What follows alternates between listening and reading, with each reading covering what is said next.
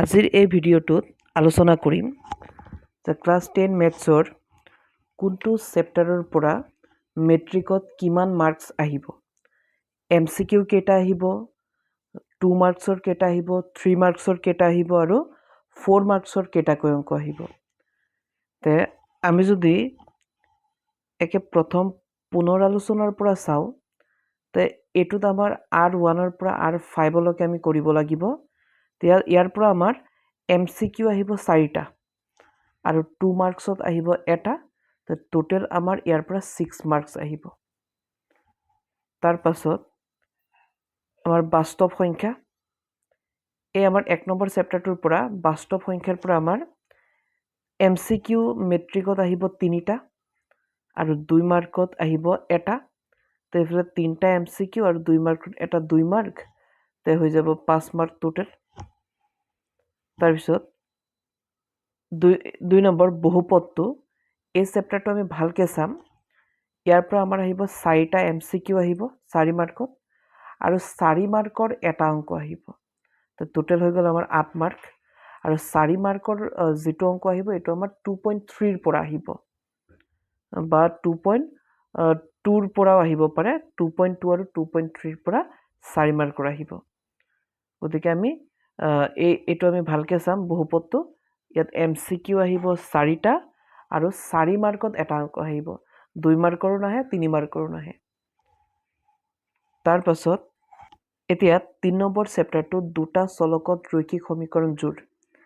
তো ইয়াৰ পৰা MCQত আহিব 4টা আৰু 3 মাৰ্কছৰ আহিব এটা। ইয়াত 2 মাৰ্ক আৰু 4 মাৰ্কছৰ নাহে। আৰু ইয়াৰ পৰা আমাৰ টোটেল আহিব 7 মাৰ্কছৰ।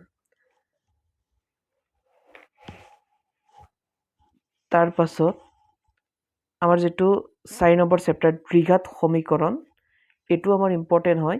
ইয়াৰ পৰা MCQ আহিব 3টা, 3 মাৰ্কছত আহিব এটা, তে টোটেল হ'ব আমাৰ 6 মাৰ্কছ ইয়াৰ পৰা। তে আমি যদি এই হিচাপে পঢ়ি যাওঁ, আমি এটা ভাল মাৰ্কছ আনিব পাৰিম মেট্ৰিকত। মই 2026ত হ'বলগীয়া মেট্ৰিক পৰীক্ষাৰ কথা কৈ আছোঁ, যে 2026ত হ'বলগীয়া মেট্ৰিক পৰীক্ষাত মেথছৰ কোনটো চেপ্টাৰৰ পৰা কিমান মাৰ্কছ আহিব, MCQ কেইটা আহিব বা 2 মাৰ্কছ হওক, 3 মাৰ্কছ হওক বা 4 মাৰ্কছ হওক, কোনটোৰ পৰা কেইটা অংক আহিব, মই তাৰ বিষয়ে কৈ আছোঁ। আমাৰ যিটো সমান্তৰ প্ৰগতি আছে, এই সমান্তৰ প্ৰগতিত আমাৰ কি হয়, MCQ আহিব 3টা, 3 মাৰ্কছৰ এটা অংক আহিব, টোটেল আহিব 6 মাৰ্কছ। ইয়াৰ পৰা 2 মাৰ্কছ আৰু 4 মাৰ্কছৰ নাহে।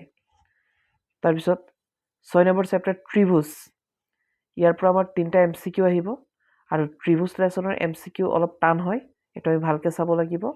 আৰু 3 মাৰ্কছত এটা অংক আহিব, টোটেল আমাৰ আহিব 6 মাৰ্কছ।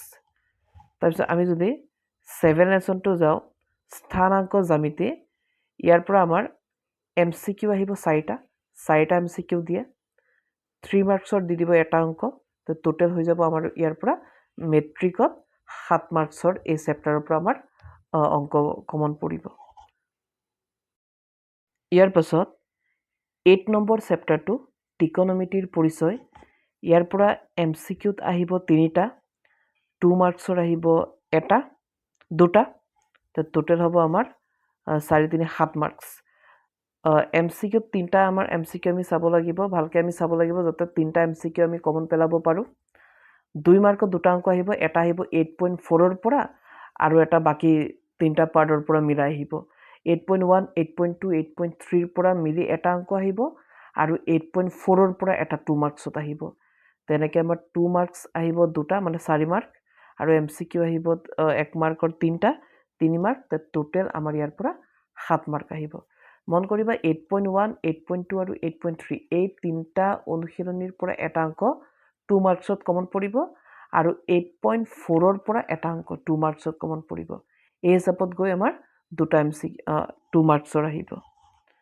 তাৰপিছত 9 নম্বৰ চেপ্টাৰটো যদি চাওঁ, এইটো একেবাৰে নাহে আমাৰ, এইটো নাহেই আমাৰ, ইয়াৰ পৰা মাৰ্কছ 0 আহিব, MCQ নাহে, বাকী মাৰ্কছো নাহে ইয়াৰ পৰা। তাৰপিছত 10 নম্বৰ চেপ্টাৰ বৃত্ত, ইয়াৰ পৰা MCQ আহিব 3টা আৰু 3 মাৰ্কছত আহিব এটা অংক টোটেল 6 মাৰ্কছ তাৰপিছত 11 চেপ্টাৰটো যিটো অংকন ইয়াত আমাৰ MCQ ইয়াৰ পৰা আমাৰ এটাও নাহে 4 মাৰ্কছত আহি যাব এটা টোটেল আমাৰ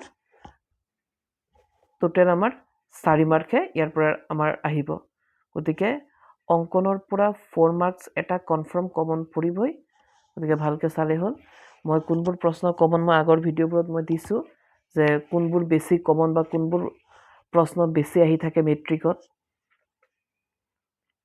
তাৰপিছত 12 নম্বৰ চেপ্টাৰ যিটো বিত্ত সম্বন্ধীয় কালি ইয়াৰ পৰা আমাৰ MCQত আহিব তিনিটা MCQ আহিব আৰু 3 মাৰ্কৰ আহি যাব এটা অংক আৰু টোটেল এই চেপ্টাৰটোৰ পৰা 6 মাৰ্কছ আহিব তাৰপাছত 13 নম্বৰ যদি চেপ্টাৰটো চাওঁ পৃষ্ঠকালি আৰু আয়তন ইয়াৰ পৰা একেদৰে MCQ আহিব তিনিটা 3 মাৰ্কছত এটা অংক আহিব টোটেল এই হিচাপত গৈ 6 মাৰ্কছ আহিব আমাৰ MCQ তিনিটা 3 মাৰ্কৰ এটা ইয়াত 2 মাৰ্কৰো নাহে 4 মাৰ্কৰো নাহে 3 মাৰ্কৰ এটা অংক আহিব আৰু MCQ তিনিটা টোটেল 6 মাৰ্কছ পৰিসংখ্যাৰ পৰা আমাৰ MCQ দুটা দিব আৰু 3 মাৰ্কছত এটা অংক দিব আমাৰ ইয়াৰ টপিক আছিল মাধ্য বহুলক আৰু মধ্যমা ইয়াৰ পৰা যিকোনো এটা টপিক আমাক 3 মাৰ্কছত দি দিব গতিকে ইয়াৰ পৰা টোটেল আহিব 5 মাৰ্কছ আৰু সম্ভাৱিতা যেটো আমাৰ লাষ্ট চেপ্টাৰ এটো সহজে হয় ইয়াৰ পৰা MCQত আমাৰ তিনটা আহিব আৰু 2 মাৰ্কছৰ এটা অংক আহিব টোটেল 5 মাৰ্কছ